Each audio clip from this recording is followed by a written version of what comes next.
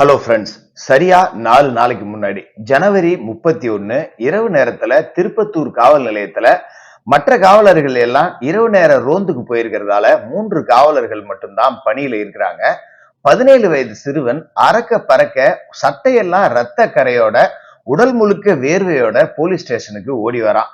காவலர்கள் ஐயோ என்னாச்சுப்பா உனக்கு அப்படின்னு சொல்லிட்டு அந்த சிறுவனை கேட்கும்போது அந்த சிறுவன் சொன்ன வார்த்தை அங்க இருக்கக்கூடிய காவலர்கள் எல்லாத்தையும் அதிர்ச்சியில உரைய வச்சுது.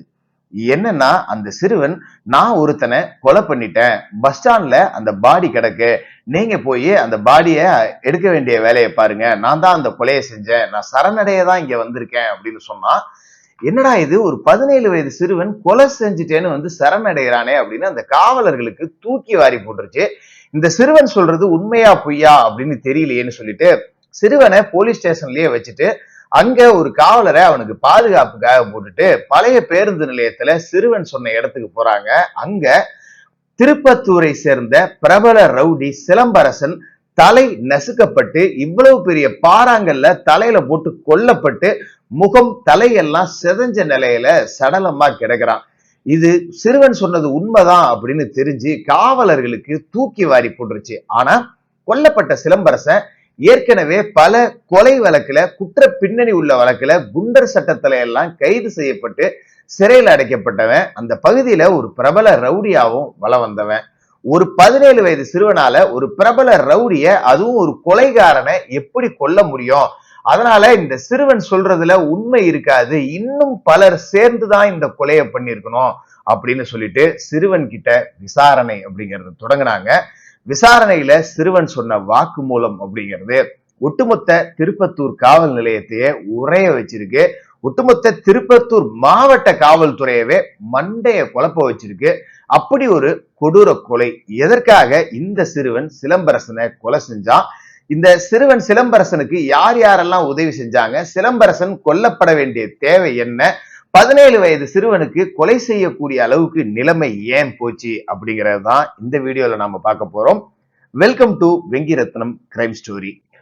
சடலத்தை போலீசார் எடுத்து உடனடியா திருப்பத்தூர் அரசு மருத்துவமனைக்கு அனுப்பி வைக்கிறாங்க. காவல்துறையினர் உடனே அந்த சிறுவன் கிட்ட விசாரணை அப்படிங்கிறதையும் தொடங்குறாங்க.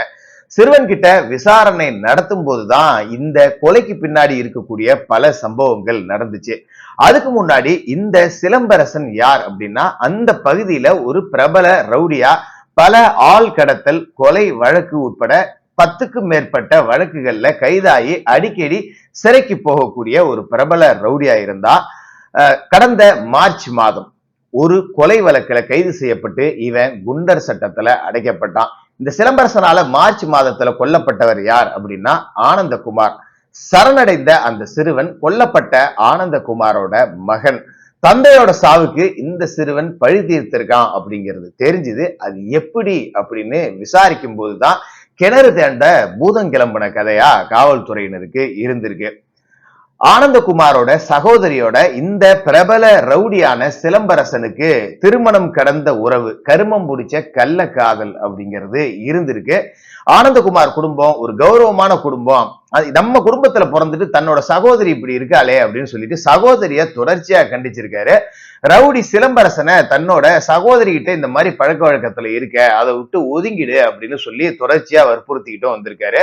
ஆனா ஆனந்தகுமாரோட தங்கையும் ரவுடி சிலம்பரசனும் அந்த தகாத உறவு அப்படிங்கிறத விட்டு விலகிறதா இல்ல. கடந்த மார்ச் மாதம் ஆனந்தகுமார் சிலம்பரசனை அழைச்சிட்டு போய் மது வாங்கி கொடுத்திருக்காரு. மது போதையில சிலம்பரசன் இருக்கும்போது ஆனந்தகுமார் வந்து, ஒழுங்கா என் தங்கச்சிக்கிட்டே இருந்து அந்த தகாத உறவை விட்டுடு, இல்ல உன்னை நான் கொன்னுடுவேன் அப்படின்னு ஆனந்தகுமார் சொல்றாரு.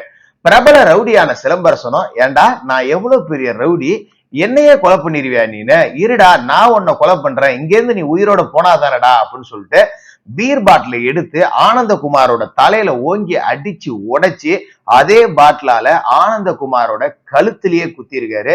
ஆனந்தகுமார் துடிதுடிச்சு அந்த சம்பவ இடத்திலேயே இறந்தும் போயிருக்காரு. இதையடுத்து இந்த வழக்குல சிலம்பரசன் கைது செய்யப்பட்டு அவர் மேல குண்டர் சட்டமும் போடப்பட்டுச்சு. சில நாட்களுக்கு முன்னாடிதான் குண்டர் சட்டத்திலிருந்து அவரு வெளியிலேயே வந்தார்.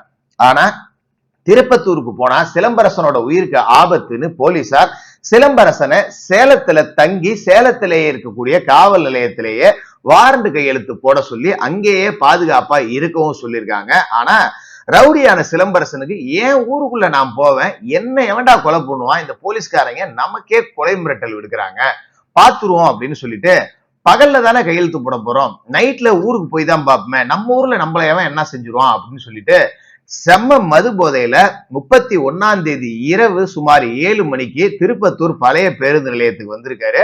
அங்க வந்து மறுபடியும் மதுவை குடிச்சிருக்காரு. போதை தலைக்கேறி வழக்கமா திருப்பத்தூர் பஸ் ஸ்டாண்ட் பக்கத்துல திருநங்கைகள் கூட உல்லாசமா இருக்கலாம் அப்படின்னு சொல்லிட்டு ஒரு திருநங்கை வீட்டுக்கு இவர் போயிருக்காரு.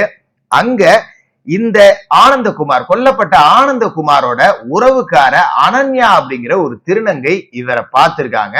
உடனடியா அந்த திருநங்கை ஆனந்தகுமாரோட உறவினர்களான சோனியா, சௌமியா, ஆனந்தகுமாரோட சிறுவன் இந்த பையன், சித்தப்பா கோபி இவங்களுக்கு எல்லாம் தகவல் சொல்லியிருக்காரு. உடனே சம்பவ இடத்துக்கு இந்த உறவுக்காரர்கள் எல்லாமே நேரா கிளம்பி போயிருக்காங்க. அங்க சிலம்பரசன் மது போதையில ஒரு திருநங்கையோட உல்லாசமா இருக்கிறத பார்த்துட்டு ஆனந்தகுமாரோட மகனான இந்த சிறுவன் அவனை கல்லாலேயே புறம் மண்டையில வேகமா அடிச்சிருக்கான். போதை தலைக்கேறினதால இந்த சிலம்பரசனால எதிர்த்தாக்குதல் எதுவும் நடத்த முடியல. தலையில காயம் பட்டு நில குலைஞ்சு அங்கே இருந்து தப்பிச்சு ஓடுனா போதும் அப்படின்னு சொல்லிட்டு கிளம்பி வந்திருக்கான். அந்த நேரத்துலதான் இந்த ஆனந்தகுமாரோட உறவினர்களான சோனியா, ஸ்வேதா, கோபி, திருநங்கை அனிதா இவங்க எல்லாமே சுத்து போட்டு சிலம்பரசனை தாக்கி இருக்காங்க. நிலகுலைஞ்ச சிலம்பரசன் கீழே விழுவ அப்பாவோட சாவுக்கு பழி தீர்க்கணும்னு இந்த 17 வயது சிறுவன் பெரிய பாறாங்கல்ல எடுத்து சிலம்பரசனோட தலையில போட்டு முகத்தை செதைச்சி நசுக்கி கொலை செஞ்சிருக்கான். அதன் பிறகு அங்க இருக்கக்கூடிய உறவுக்காரர்கள் எல்லாம், எனக்கு 17 வயசு தான் ஆகுது, நான் மைனர், எனக்கு தண்டனை அப்படிங்கிறது கிடைக்காது, கிடைச்சாலும் குறைவாதான் கிடைக்கும், அதனால கொலைய நான் செஞ்சேன்னு சொல்லி சரணடைஞ்சிடுறேன், நீங்க எல்லாம் தப்பி போயிடுங்க அப்படின்னு சொல்லிட்டு சிறுவன் நேரடியா திருப்பத்தூர் காவல் நிலையத்துல போய் சரணடைஞ்சிருக்கான். இது சிறுவன் கிட்ட நடத்தின கிடுக்குப்பிடி விசாரணையில தெரிய வந்திருக்கு. இதையடுத்துதான் கொலை வழக்குல இந்த 4 நபர்களையும் கைது செஞ்சு சிறைக்கு அனுப்பிய போலீசார் அந்த சிறுவனை வேலூர்ல இருக்கக்கூடிய சிறுவர்கள் காப்பகத்துக்கு அனுப்பி வச்சிருக்காங்க. ஒரு நல்ல குடும்பம், சம்பந்தமே இல்லாத 4 நபர்கள் இன்னைக்கு ஜெயிலுக்கு போயிருக்காங்க. ஒரு ரவுடி கொல்லப்பட்டிருக்கான். எந்த பாவமும் பண்ணாத ஆனந்தகுமார் உயிரை பறி கொடுத்திருக்காரு. ஆனந்தகுமாரோட மகன் 17 வயது சிறுவன் இன்னைக்கு சிறுவர் சீர்திருத்த பள்ளியில அடைக்கப்பட்டிருக்கான். இது எல்லாத்துக்கும் காரணமா இருந்தது ஆனந்தகுமாரோட சகோதரியோட தகாத உறவு அப்படிங்கிறது தான். பாரம்பரியம், பண்பாடு, கலாச்சாரம் அப்படிங்கிறது தான் தமிழர்களுடைய பெருமை. இது திருமணம் கடந்த உறவு அப்படிங்கிற பேர்ல தகாத வழியில போய் பல உயிர்கள் பறிபோகிறதுக்கு காரணமாகவும் இருக்கு. இந்த பையன் மாதிரி பல சிறுவர்களோட வாழ்க்கையும் சீரழிக்கப்படுது. தகாத உறவுகளால இப்படிப்பட்ட கொலைகள்லாம் நடக்குது. ஒரு சிறுவனோட வாழ்க்கையும் இன்னைக்கு சிறை கம்பிகளுக்கு பின்னாடி இருக்கு அப்படிங்கறத நினைக்கும் போது உண்மையிலேயே வயித்தெரிச்சலா இருக்கு.